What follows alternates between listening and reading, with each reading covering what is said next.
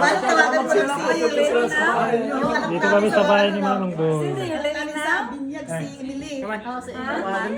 Marami siya. Hindi ba siya? Saan ka punta? Magaling ang nag-aalaga sa akin, kaya tumanda akong 99 years old.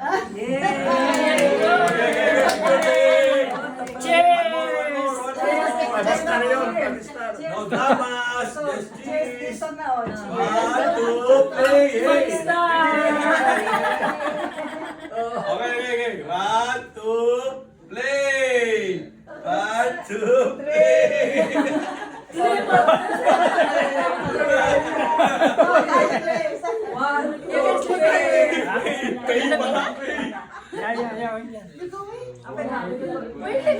Wait, uwi na kayo ang bisyo. Kararating mo lang, uwi ka na lang. Kaya nga eh. Saan pa tayo? Kaya hindi ka pwedeng... Saan pa tayo? Nalit ka na ang dumating. Uwi ka pa ng maaga. Umaray nga dahil. Ano, yeah. Sir, we came late and then we go home early. Yeah, you come late to go early. You go last. You stay. 30 minutes. Yeah, stay more. Stay 30 minutes, 34 minutes. Yeah, alright. If you're late, then you go. You hit and run ah.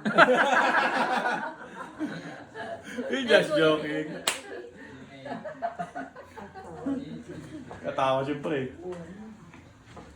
Nakaris na naman sa angkla. Nakapala mo siya.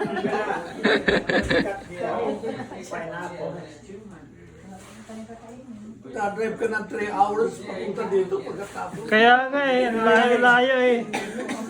Tapos, 1 minuto ka lang dito.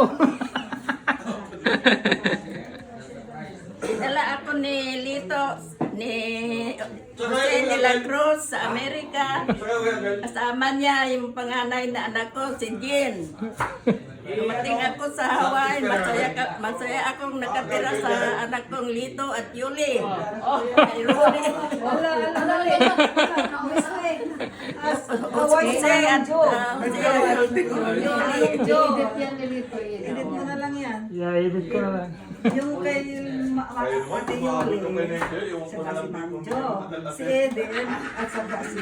Oh, may tono naman siya. Hindi, ikaw ba naman ang maging 99 years old?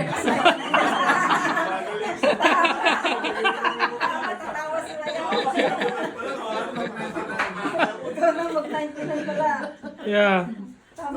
Kung gusto mo yung sasabihin, hindi ka mag-edad ng 99. Oo. Kung minsan nagagalit ako, tinatapon ko yung hinahawakan ko. Yun doon ko pinapasa yung galit ko. Amo ko na apay. Rapas kami ni. Then sabi niya, ganun daw siya kasi 99 na siya. Sabi ko, kurang-kurang ka lang pala eh. Sabi ko, 99 na lang, hindi pa yung sabihan nila 99, kurang-kurang na. Kurang-kurang na rin ako. Kulang 100.